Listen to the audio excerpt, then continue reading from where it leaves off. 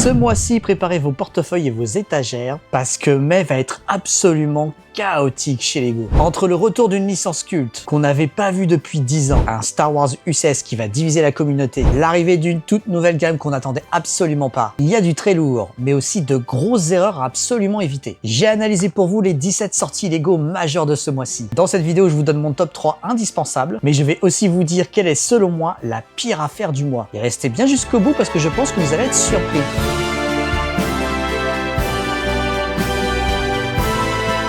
Alors, salut à tous, c'est Mister Brick, j'espère que vous allez bien et on se retrouve sur notre traditionnelle vidéo Lego analyse des sorties du mois de mai. Et je peux vous dire sans plus attendre, oui, c'est le mois de la démesure. À travers cette sortie, le message est très clair. Lego essaye de plaire à tout le monde. Aux fans de foot avec la Coupe du Monde, aux nostalgiques de Pixar et bien sûr aux affoles de Star Wars qui sont toujours plus exigeants. Donc au programme aujourd'hui, on va décortiquer ces sorties-là, que ce soit les nouveautés Star Wars, Jurassic Park, on va jeter un œil aux nouveaux sets issus de Lego Edition spécialisée Coupe du Monde, mais pas que. Et ne vous inquiétez pas, je vais vous aider à prioriser vos points insiders. D'ailleurs, dites-le moi tout de suite en commentaire. Est-ce que vous êtes convaincu par cette gamme Lego Foot sur laquelle on va parler? Est-ce que c'est le UCS Star Wars que vous attendez? Est-ce que ces sets Toy Story vont raviver la flamme chez vous? Allez, on démarre sans plus attendre. Lego Star Wars, le chasseur N1 du Mandalorian, 1809 pièces, 249,99 €. Prenez du temps pour vous et plongez dans un défi créatif complexe. Ce chasseur utilise des briques Lego, dont des briques argentées spéciales pour reproduire la forme, caractéristique de ce véhicule mythique, figurant dans la saison 3 de Star Wars The Mandalorian et Star Wars, le livre de Boba Fett. Le set inclut un support avec plaque descriptive, une mini-figurine Lego du Mandalorian et une figurine de Grogu. On pourra présenter la création sur le support de face ou de profil. Lego Jurassic World, Jurassic Park Jeep Wrangler, 1924 pièces, 199,99 €. Réplique à l'échelle 1/10 d'une Jeep Wrangler personnalisable, ce set est conçu pour les jeunes adultes fans de la saga mythique. Il regorge de fonctions dont des portes et un capot qui s'ouvrent, un toit en toile amovible, des arceaux de sécurité et un treuil fonctionnel. On pourra y placer des caisses à l'arrière et diriger la voiture avec la roue de secours. Les accessoires incluent une plaque descriptive avec support, un panneau, une mini-figurine de Dennis Nedry du film Jurassic Park de 1993 et bien d'autres surprises. Lego les mini-figurines série 29, 3,99 € par figurine, 8 pièces dans chacune des figurines. C'est le retour de 12 personnages à collectionner avec cette série 29. Chaque boîte mystère contient une mini-figurine parmi les 12 personnages à collectionner. On a un gardien de but, une biologiste marine, le joueur de tuba, l'elfe licorne, la chasseur de monstres, le robot T-Rex, la chocolatière, l'armatrice de Bubble Tea, le garçon déguisé en Pionicles, le mystérieux Ronin, la jolie sorcière et le monstre poubelle. Chacune des 12 mini-figurines est présentée dans une boîte mystère, scellée et accompagnée d'au moins un accessoire en lien avec le thème. Avec ces sets, on est clairement sur le segment nostalgique. Le fameux Mandalorian N1 Starfighter. Celui-là, vous l'attendiez depuis très longtemps. C'est clair, c'est un vaisseau emblématique issu de Star Wars épisode 1, la menace fantôme. Mais en tout cas, vous avez été très verbeux, en tout cas les fans de Star Wars se sont fait entendre parce qu'ils sont vraiment très mitigés sur ce point. En effet, on n'est pas sur le classique vaisseau jaune et chromé, on est plutôt sur une version argentée. Pourquoi? Parce que c'est issu du film Mandalorian et Grogu qui va sortir très bientôt. Et oui, si vous l'avez remarqué, tous les sets Lego Star Wars qui sont sortis d'ailleurs en décalé cette fois-ci, et pas tous d'un coup au mois de mai, sont issus de ce film. On a aussi une redite du Razor Crest pour ceux qui ont suivi les sorties du mois dernier. Mais même au-delà de ça, la vraie question c'était, est-ce que ça va reproduire le fameux effet chromé que tout le monde kiffe? Eh bien, oui et non. Puisque comme vous l'avez remarqué, il y a quelques pièces chromées, mais on va dire qu'elles se comptent un petit peu sur le bout des doigts, ce qui est un petit peu dommage. Du coup, cet UCS, je pense pour moi c'est un UCS intermédiaire avant le gros UCS de fin d'année, que je pense tout le monde attend. D'ailleurs, je vous invite à revoir ma vidéo sur la rumeur de l'UCS où j'en parle. Mais je peux comprendre un petit peu la frustration, parce qu'en plus, ce Starfighter, il est sorti en version playset il y a pas si longtemps que ça. Donc le voir en version UCS, c'est cool, on le voulait, mais cette version-là issue du film dont la hype est pas si folle que ça, on va pas se mentir, en plus avec quelques pièces chromées seulement et pas toutes, et en plus avec très peu d'espace à l'intérieur, bah ouais, du coup c'est un petit peu mitigé, t'es là en mode qu'est-ce que vous avez foutu? Sur le papier, vous avez coché la case des fans d'enfin appliquer ce Starfighter version UCS, mais en vrai, l'exécution, elle est un peu étrange, je vais pas vous mentir. Encore une fois, vous me connaissez, moi je vous recommande vraiment d'aller voir en vrai à quoi ressemble le vaisseau quand il sera exposé dans les magasins à la sortie de mai, parce que souvent on a des surprises version les assets officiels les visuels que donne Lego en ligne. Et j'en ai plein que je cite récemment. Je fais des shorts d'ailleurs là-dessus pour vous montrer la différence. Des fois, on a de très très bonnes surprises. Donc, je pense qu'il faudra le voir en vrai. Moi, je l'ai pas vu en vrai. Mais c'est vrai que, bon, je suis pas vraiment la cible. Je suis un peu moins fan de Star Wars. Donc déjà, de base, de toute façon, je n'allais pas le prendre quoi qu'il arrive. Mais c'est vrai que je peux comprendre. Ce vaisseau-là, je l'aimais beaucoup aussi quand j'étais petit. Et c'est vrai que version jaune, ça aurait été plutôt cool. En revanche, la Jeep de Jurassic Park, là, c'est du vrai fanservice masterclass. C'est évidemment la Jeep ultra connue du premier film emblématique qui va parler vraiment aux vieux darons et aux daronnes comme moi. Et forcément, elle est hyper bien reproduite, grande, avec beaucoup de clins d'œil et les figurines associées. Pour moi, c'est un vrai sans faute quasiment. Là, pareil, j'ai trop hâte de la voir en vrai pour voir si elle est vraiment... Elle a l'air d'être méga mastoc, hein, pour voir si elle est vraiment mastoc. Mais je trouve que c'est hyper cool et c'est trop bien qu'ils aient fait enfin la réplique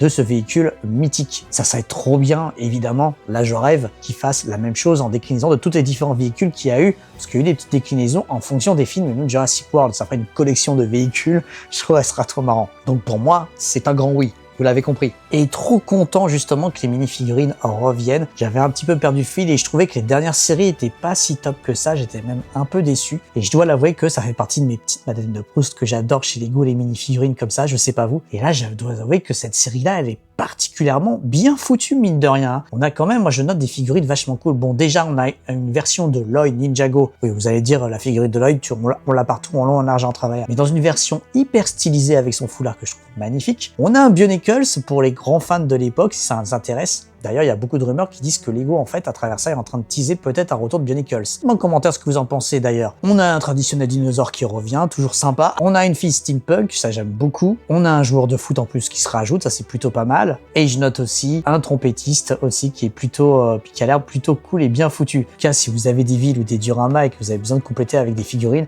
ces séries c'est toujours parfait pour avoir un petit peu de fantaisie. Là, j'avoue que là, je pense que je vais essayer de me faire la série complète. Ça serait pas mal. J'ai pas trop d'astuces à vous donner là-dessus, malheureusement. Je pense que je vais me jeter dessus. Lego Disney. Alien et la fusée Pizza Planet. 714 pièces, 59,99 €. Cette décoration Toy Story pour enfants et fans de cinéma inclut Alien avec tête, bras, mains et pieds mobiles. Le manège fusée fonctionnel, inspiré du grappin de Pizza Planet, comprend une manivelle qui tourne pour faire monter et descendre la fusée et un distributeur de pièces qui s'ouvre et contient 2 petites pièces. La machine cache également 2 petites surprises, clin d'œil aux studios Disney et Pixar, ainsi qu'un autre personnage de Toy Story. Lego Disney, le serre-livre zigzag de Toy Story, 1311 pièces, 149,99 €. Cette décoration en forme de teckel pour adultes comprend zigzag avec une tête qui tourne, des oreilles en tissu et des pattes articulées, ainsi que 2 livres qui se fixent aux chiens ou tiennent debout tout seuls. Quelques surprises sont également incluses. Petit livre renferme un personnage zigzag Lego Disney et le grand possède un bouton faisant apparaître une mini-figurine de Woody, ainsi qu'une couverture qui se retire pour jeter un œil à l'intérieur. Lego Disney, Lotso, 570 pièces, 39,99 €. Ce set pour enfants, à la fois créatif et décoratif, inspiré de l'univers de Toy Story, vous permettra de reproduire la réplique en briques roses et blanches de l'ours Lotso, avec un visage, des bras, des jambes et une main amovible. Elle est équipée aussi d'une canne. Lotso peut se tenir debout ou assis, cache des surprises à découvrir. En revanche, les Lego Disney, l'appareil, nostalgie maximum. Lotso, le méchant de Toy Story 2, très sympa au demeurant. Moi j'aime bien qu'il existe, je trouve ça cool. En plus, il est pas si cher que ça. Le petit vaisseau des aliens, pareil, c'est vachement cool qu'ils aient reproduit, on va dire, les aliens mythiques. Maintenant, c'est vrai que normalement, si on voulait vraiment être puriste, c'est pas vraiment dans ce petit vaisseau qu'on les imaginait, mais plutôt on aurait imaginé vraiment une vraie machine à boules où il y aurait eu les aliens à l'intérieur avec le fameux grappin. Ça aurait été incroyable. Bon, il existe déjà une machine à boules Lego, vous le savez. Je pense qu'ils n'ont pas voulu reproduire la même chose pour pas que ça fasse doublon. Mais bon, ça aurait été cool d'avoir ça, une version même type UCS, on va dire, du Toy Story. Moi, j'aurais trop kiffé. Peut-être qu'un jour, qui sait. Et enfin, évidemment, Zigzag, qui est pas mal. Alors, j'en avais parlé dans ma vidéo, effectivement, Rumeur UCS, donc je suis trop content que ça sort. J'avais un peu peur quand même parce que Zigzag, gros personnage emblématique, hyper cool.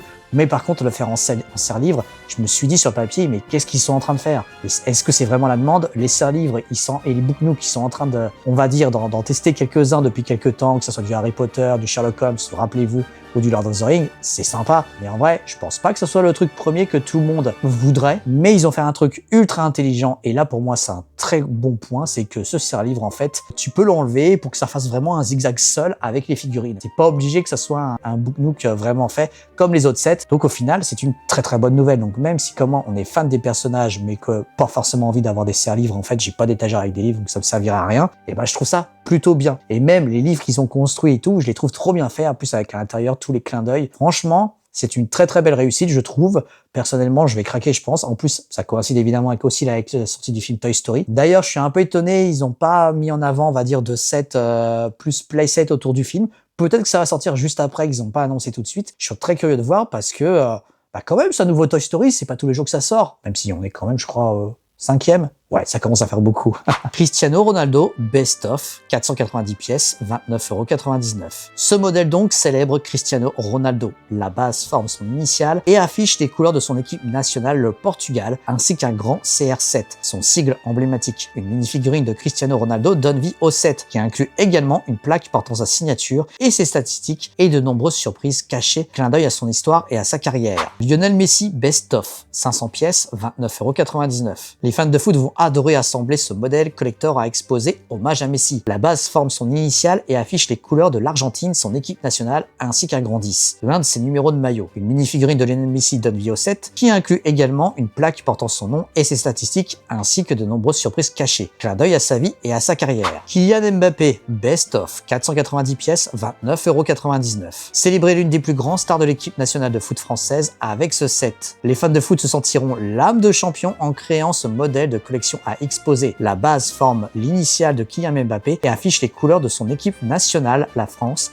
ainsi qu'un grand 10, son numéro de maillot. Le modèle inclut une plaque collector avec la signature et les statistiques de Mbappé, ainsi qu'une mini-figurine du joueur en train de marquer un but. Vinicius Junior Best of, 510 pièces, 29,99 €. Ce set vous proposera donc de rendre hommage à Vinicius Junior, la jeune légende du sport, en assemblant ce set à collectionner, puis découvrir toutes les surprises cachées. La base forme l'initiale de Vinicius et affiche les couleurs de son équipe nationale, le Brésil, ainsi qu'un grand 7, son numéro de maillot. Le set inclut une plaque collector avec la signature du joueur et ses statistiques, ainsi qu'une mini-figurine de Vinicius Junior. Lionel Messi, légende du foot, 958 pièces, soit 119,99 €. Ce set vous permettra donc d'assembler ce modèle et choisir l'une des deux options de construction représentant le joueur dans sa pose de sa victoire ou en pleine course. La pose de la victoire le montre pointant 2 doigts vers le ciel après avoir marqué un but, tandis que la pose de la course le montre en train de dribbler. Le set inclut également un grand numéro 10, l'un de ses numéros de maillot mythique, et un lettrage Messi, ainsi qu'une plaque signature imprimée et un nouvel élément ballon de foot. Cristiano Ronaldo, légende du foot, 854 pièces, soit 119,99 €. Ce set donc vous permet de créer la figurine détaillée de Cristiano Ronaldo avec ce kit proposant deux options de construction. La légende du foot réalisant son célèbre Sioux de célébration ou son ciseau emblématique. Le modèle inclut un grand CR7 qui sert de fond à la figurine, une plaque signature imprimée et un nouvel élément ballon de foot. Doté d'un nouveau visage comoulé,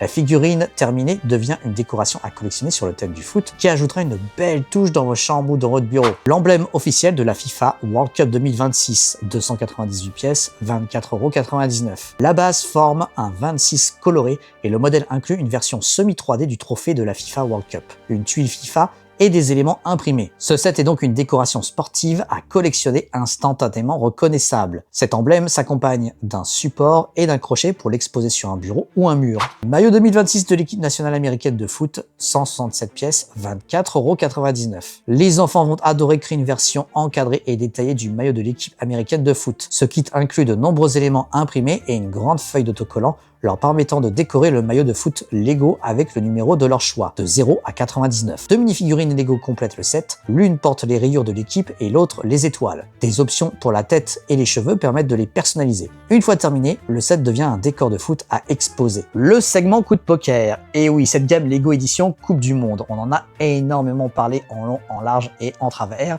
J'en ai fait beaucoup de shorts, vous pouvez y revenir où je donne mon avis bien sûr sur ces sets-là. Alors là, on va pas se parler de la coupe qui est déjà sortie, on va se parler effectivement des nouveaux segments, c'est-à-dire ces espèces de dioramas uniques autour de Mbappé, Vinicius, Messi et Ronaldo. Alors, il y a beaucoup de choses à dire. Déjà, oui, elle a beaucoup été décriée. Beaucoup, surtout des puristes de fans de Lego, ont dit que c'était souvent des sets assez moches, pas très inventifs. On comprend pas trop où ils veulent aller. Oui, d'un point de vue design pur, c'est vrai que ça se discute. Lego ici veut conquérir les fans broad de football, surtout les fameux hardcore fans entre Messi et Ronaldo qui ont des communautés internationales énormes où il y a eu toujours une petite rivalité très sympathique autour d'eux. La Coupe du Monde arrivant en juin, forcément tout le monde va être au taquet. Et là, le message il est très clair. Ils cherchent pas du tout à cibler des fans de Lego ou des connaisseurs de Lego. Ils veulent aller conquérir des gens qui ne connaissent pas Lego. C'est ça le truc. Et je pense que c'est pour ça que l'approche elle est différente et que le design peut être un peu étrange. Ils ont un peu sacrifié le design pour aller chercher des gens qui disent « Hey, t'es fan de Messi, t'es fan de Mbappé, regarde, on a créé un truc pour toi trop bien qui reste chez toi. » À la place de sempiternel poster ou autre. Et ça, franchement,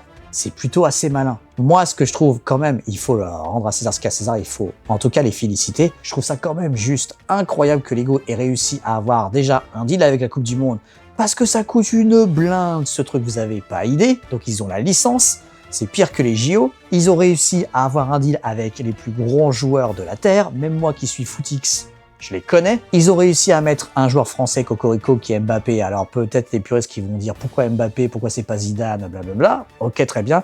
Je pense qu'ils ont voulu des joueurs actifs. Vinicius pareil côté Brésil et ils ont réussi à avoir quand même Messi et Ronaldo. Alors oui, ils font beaucoup maintenant de deals et de partenariats avec des marques, mais quand même, fallait le faire. Et ils ont créé, on va y revenir, une campagne publicitaire mais digne de Coca, quoi. Vraiment. Qui a fait le tour du monde, qui a eu énormément de parodies et de déclinaisons avec l'IA. Franchement, incroyable. Faut quand même reconnaître la masterclass en termes de com qu'ils ont réussi à faire. Et concrètement, on le voit dans cette com. C'est plutôt les Avengers du foot qu'ils ont voulu réunir autour de Lego.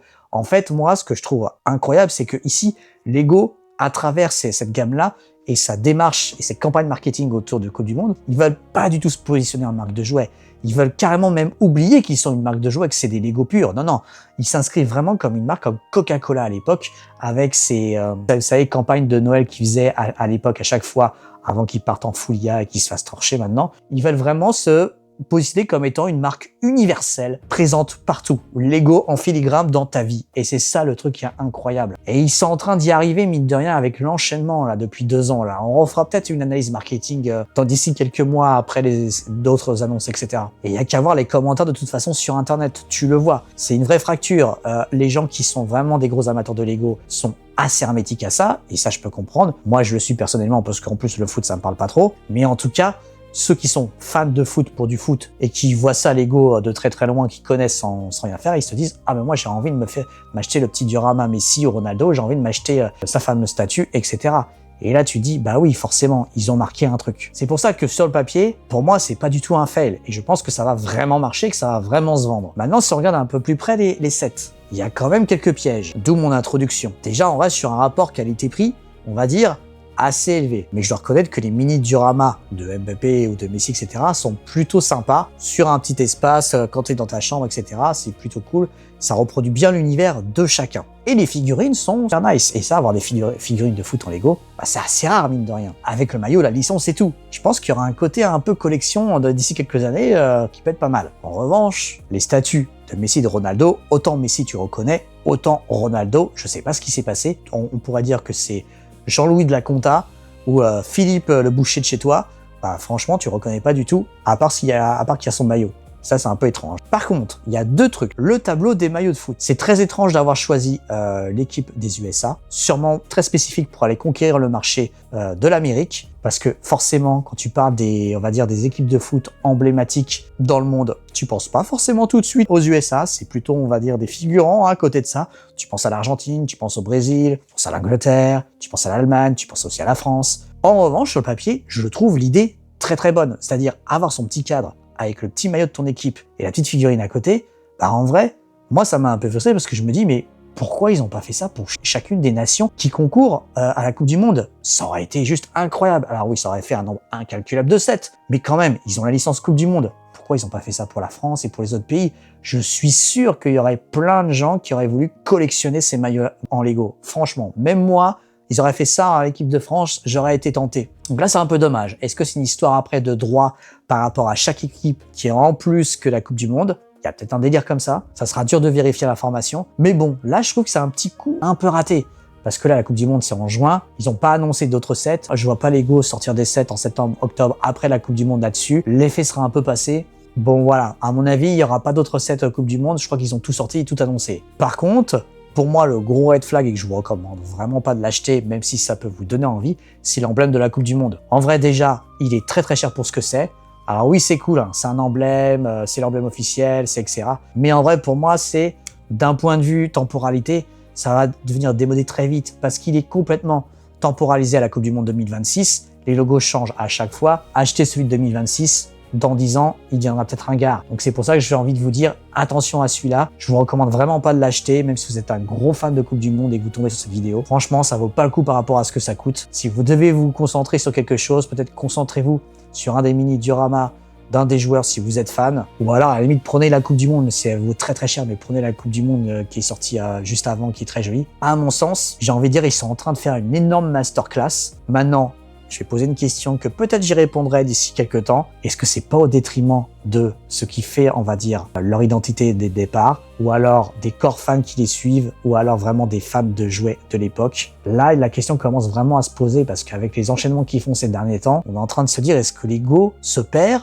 Ou est-ce qu'il est en train de faire une évolution naturelle, que ça va se transformer maintenant dans une marque comme elle est aujourd'hui? Car les premiers chiffres montrent qu'ils ont raison d'aller dans cette direction, puisqu'ils font des ventes et un chiffre d'affaires record. Scuderia Ferrari HP, casque de Lewis Hamilton, 884 pièces, 89,99 €. Les passionnés de sport automobile vont adorer construire ce modèle d'exposition arborant le mythique jaune Modena de Ferrari. Riche en détails, il se distingue par des décorations imprimées dont le numéro de Lewis ainsi qu'une plaque portant sa signature. Il inclut une mini-figurine de Lewis Hamilton vêtue de sa combinaison de course rouge de la Scuderia Ferrari HP. Scuderia Ferrari HP, casque de Charles Leclerc, 886 pièces, 89,99 €. Les passionnés de sport automobile plongent au cœur de l'action en construisant une réplique détaillée du casque de F1 en briques Lego arborant le célèbre rouge Rosso Corsa de Ferrari. Il se distingue par des détails graphiques imprimés, notamment le numéro de Charles Leclerc et d'autres éléments personnalisés. Le set inclut une mini-figurine de Charles Leclerc,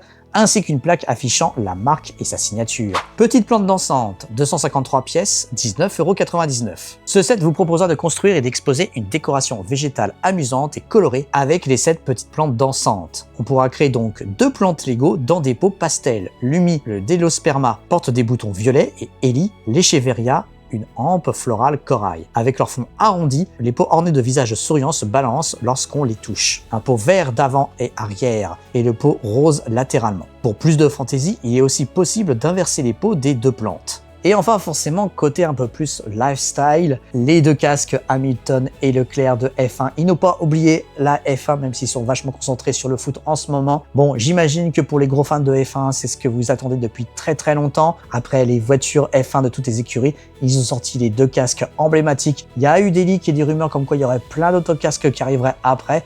Je vous le souhaite, pour ceux qui sont fans de F1. Alors vous me connaissez, j'avais déjà dit il y a quelques temps que ces espèces de bustes casques, moi j'étais pas fan, que ce soit sur Star Wars, Marvel, en plus je les trouvais pas très beaux. Mais bon, s'il y a bien un truc où c'est complètement légitime de le faire, bah oui, c'est bien des casques de Formule 1, parce qu'en vrai, c'est des casques. Donc forcément, ça fonctionne. Et moi je comprendrais tout à fait que quand t'es fan de F1, t'as envie d'avoir la petite... En plus, ça a pas l'air non plus énorme, mais ça a l'air très bien fait, très bien reproduit avec la figurine en question d'Hamilton ou de Leclerc. Donc en vrai, bah ouais, quand t'es fan vraiment de Formule 1, je pense que c'est le truc ultime à avoir. Pour un prix en plus raisonnable, pour ce que c'est, bah en fait, super, bravo. Et alors là, le dernier, faut vraiment que je vous pose une question parce que je dois être honnête avec vous. La Rockin' Plant. C'est la déclinaison, c'est une deuxième qui est sortie. Je vois, depuis son annonce en catimini, énormément de gens qui en parlent. Des posts font des énormes likes autour de ce truc-là. Et je vais vous avouer un truc, je comprends pas pourquoi tout le monde s'enthousiasme autour de ça. J'ai vraiment l'impression de me sentir à part, de passer à côté du truc, de pas comprendre une vanne, vous savez, une blague, quand tout le monde rigole à un truc, t'es là en mode Vraiment, moi je trouve ça, alors j'adore les botanicals, j'adore les plantes, ok c'est mignon, mais pour moi c'est très anecdotique, je comprends pas trop pourquoi tout le monde s'excite sur ça et tout le monde s'enjaille. Moi vraiment, je suis vraiment honnête et je suis très ouvert.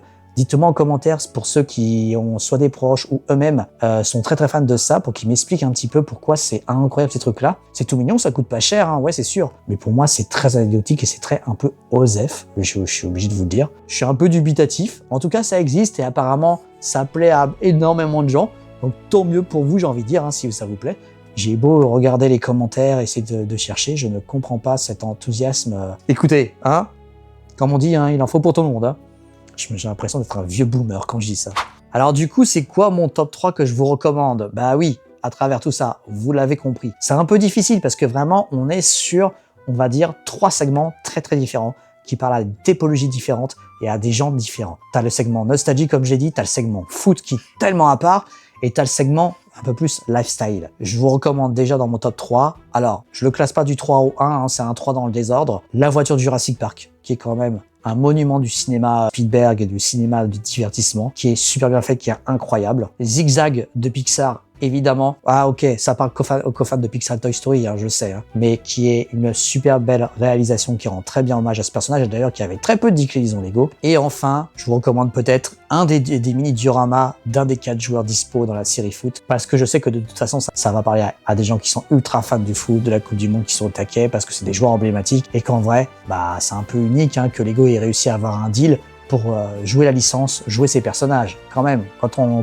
prend un peu de recul, même si ça nous parle pas cette thématique. Pour moi, oui, ça rentre quand même dans un top. Et bien voilà, c'était le petit récap des sorties de ce mois-ci. Dites-moi en commentaire lequel vous retenez, qui vous tente le plus, et celui peut-être où vous vous dites, celui-là, jamais de la vie je l'achète. Ça m'intéresse. Juin s'annonce assez exceptionnel parce qu'il y a beaucoup de sets déjà annoncés qui vont sortir et des gros mastodontes. On sait qu'il y a d'ailleurs l'énorme set de l'héliporteur du Shield de Marvel qui sort, mais il y a aussi le fameux qui a leaké maintenant il y a quelques temps, dont il n'y a plus de nouvelles, de Minas Tirith aussi qui va sortir en juin. Celui-là, il va être colossal, je pense. Donc juin va pas être de tout repos. Normalement, juillet, il devrait pas se passer grand-chose puisque après, vous savez, août, c'est comme janvier, c'est le traditionnel second mois de l'année où il y a le plus de sorties Lego, quasiment en général en moyenne entre 100, 120, ça dépend, ou même jusqu'à 150, ça dépend des années.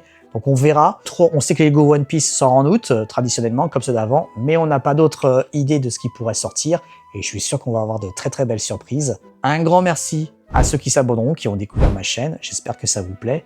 Qui laisseront un petit like, un petit commentaire, qui activeront la cloche évidemment pour pas rater les prochaines vidéos. Et bien sûr, vraiment si vous avez kiffé et que vous avez envie de me soutenir, c'est ce qui se fait pour les petites chaînes. Prenez votre application YouTube sur smartphone et vous lâchez en commentaire un petit boost. C'est que sur smartphone que ça marche. Ça permet vraiment de pousser la vidéo à l'algorithme, à des gens plus grands qui ne connaissent pas. Et ça marche que pour les petites chaînes d'ailleurs. C'était Mr Brick. Je vous donne rendez-vous très vite pour une prochaine vidéo. Allez, ciao!